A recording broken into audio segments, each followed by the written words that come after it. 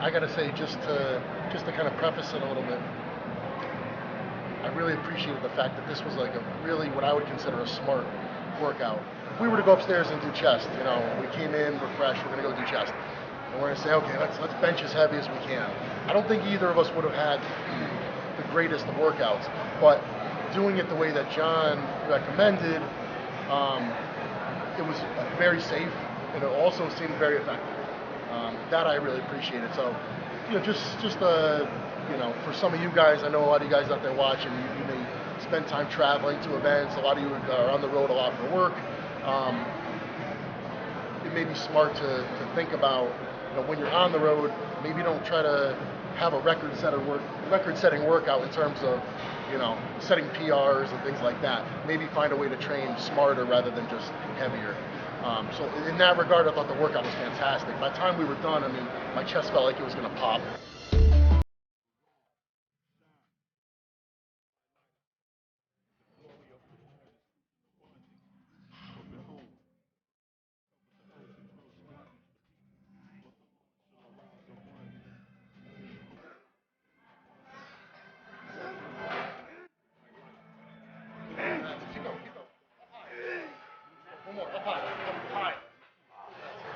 My shoulders were just totally blown out. It was just an awesome all-around workout. As for shoulders, we started with just some. These were not very, very heavy, but just some, 15 or so rep side lateral raises with the dumbbells. But probably because the work we had done prior for chest, those few sets of side laterals were enough to really burn.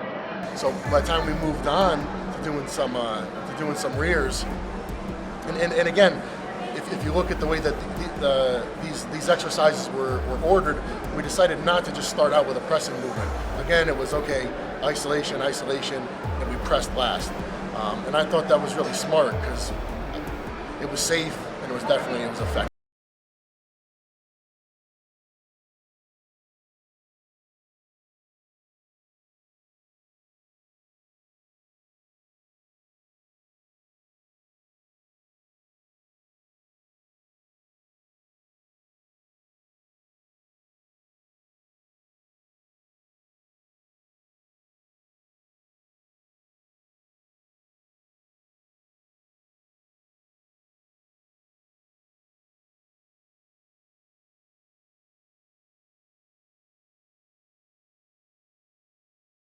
I thought overall it was a fantastic workout.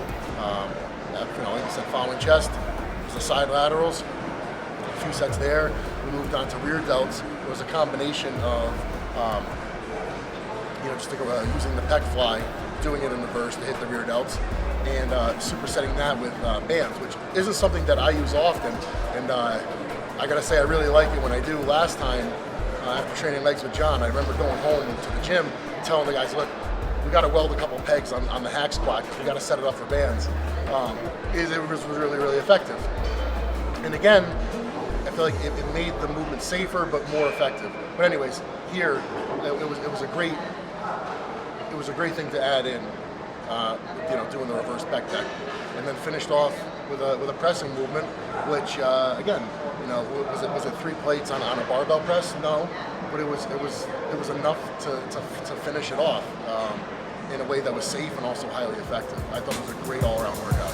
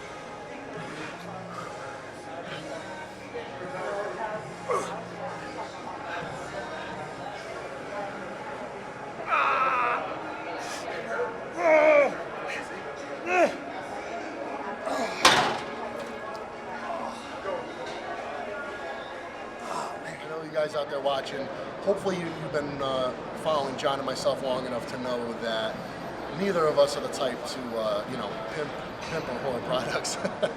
But this is something that I've been very excited about, and this is something that John's preached for a long time, and something that we want to throw out there to you because we think that a lot of you guys will ultimately benefit from this. Something I've been doing the past month as we've been developing this prototype of the product, and I gotta say I've noticed a significant benefit. Ah!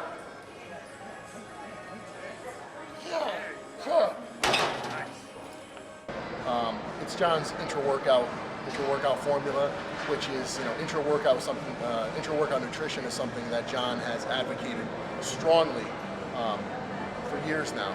And I'm gonna let John take it away basically and explain a bit about the product. Again, we don't. You guys hopefully know us well enough to know that we don't just slap our name on anything or advocate anything just to make a couple bucks. So rather that we're putting it out there because we think you guys would be genuinely interested in it. If I were to ask you, what's the most important thing in bodybuilding? Is it training? Is it nutrition? Or is it drugs? You can take all the drugs you want, but if you don't train, nothing's going to happen. You can eat all the chicken breast you want, but if you don't train well, nothing's going to happen. Training is, to me, is what sets all this off. This is where you create a stimulus to grow. And properly done intra-workout nutrition allows you to train harder because you recover more. And the way we set up our workouts, Drugs work. yeah, same way drugs work. Enhanced recovery. This is allowing you to train more. It's allowing you to train harder. And there's this. If you're trying to grow, there's this the very basic equation, right? Is you want more muscle protein synthesis than muscle protein breakdown. And the thing about when you train really, really hard is it's obviously catabolic. I use this analogy all the time. Evan and I were talking about this today. You're digging a ditch. And the harder you train, the deeper you dig it. That's muscle protein breakdown. But if you can find a way to control it so the ditch isn't that far down, and then muscle protein synthesis, it's frustrating. And I see this a lot with people. They train really hard, but they don't pay attention to their nutrients around their diet in general, or their nutrition around training. And just to get back to where they were is a job. So if you look at this logically, if you only dug that ditch 2 feet instead of 5 feet, now muscle protein synthesis, if you're doing the right things you need to do to create muscle protein synthesis, it's much easier now to grow. And this is how we've taken, guys that are seemingly at their limits, 30-some years old, upper 30s, and all of a sudden, in 6 months or a year, they accumulate a lot of new muscle, something they haven't been able to do before, and it's pretty phenomenal. So, I'm extremely excited about the product. Look at your drugs, right? I mean, protein synthesis only tells half the story. I mean, a lot of drugs work not just because they're anabolic, but because there's a high anti-catabolic component to it, right? Yeah, exactly. Insulin is a prime example. Insulin is extremely anti-catabolic, and when we're training, we're using a carbohydrate in here, branched-cyclic dextrin, that's basically absorbing right in your bloodstream. They use enzymes to prepare this. It's not, I hear people talk about, well, just use waxy maize, or just use maltodextrin, or just use dextrose. It's not the same. There's, it sits in your stomach, people don't feel good, it has to digest. You don't get the same insulin response. And I haven't been able to duplicate this with food or with any other carbohydrate other than branched-cyclic dextrin. But it's amazing. And again, insulin, I think about the movie The Transporter. That's insulin. It transports. So, what we put in our blood, the nutrients we're putting in our blood, are going to go into our muscle, thanks to the insulin response we get. And you wake up and you're like, man, I'm not sore. Did I train hard enough? And you start to wonder, am I even training hard enough? That's when you start making progress, because there's times where it's like, man, I got to really, dynamite workout, but I'm sore, 5 days after it. By the time I get back in the gym and do legs again, I'm not stronger. I can tell when I'm moving forward. And it's those times when I'm recovering, I got a little bit of soreness for a day or two, but then I'm ready again. And that's when all of a sudden, week after week after week, the weight's climbing, your strength is climbing, and it's like you've got momentum. Yes. But it doesn't happen without, if your recuperation isn't at peak, it just doesn't happen. It just doesn't happen. So that's kind of it in a nutshell. And look for the product. It's like I said, it'll make a difference. It's one of those products too that when you take it, you'll be able to tell. When you wake up and you're not sore and you just killed yourself the day before, that's when you know, okay, I got it. Now this is working the way it's supposed to work. What I like about it is it's not some newfangled thing where it's like it's some new compound that's going to put 15 pounds on you in 4 weeks. It's carbohydrates and a mix of amino acids. It works now and it's going to work 10 years from now. I like that. You know what I mean? Yeah, it's actually very basic. It's just basic. They've just basically broken it down so that it's absorbed easier, and that's the difference. I was pretty surprised. Evan, he's 294 and pretty damn hard at 294s. So it's just cool. This is what I like. I like seeing guys like Evan that are already monsters, and then damn, he just added another 5 or 10 pounds. For me, it's always it's recovery, as it is with most people. How did Dorian? That was the whole premise behind Dorian's training, right? So he spent hours and hours in the gym and set after set after set. He claimed that he couldn't recuperate from that, and he eventually got down to the 1 set thing, and that's how he was able to, everybody like Dorian found some new drug or something like that, but I think he ultimately found what worked for him in terms of recuperating from the training that he was doing, and that's when it just kind of catapulted him. So, I see it all the time, especially when I'm traveling. You'll get off an airplane, right? Guys haven't eaten, they're sitting on the plane. We got to get to the gym. We got to get to the gym. And it's like, dude, you haven't eaten, you haven't slept. You probably feel like shit. You look like shit. You know what I mean? What are you worried about the gym for? You're going to go to the gym. You're going to cause yourself more harm than good. Yeah.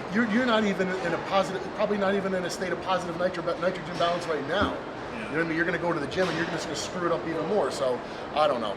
It's all about recuperating.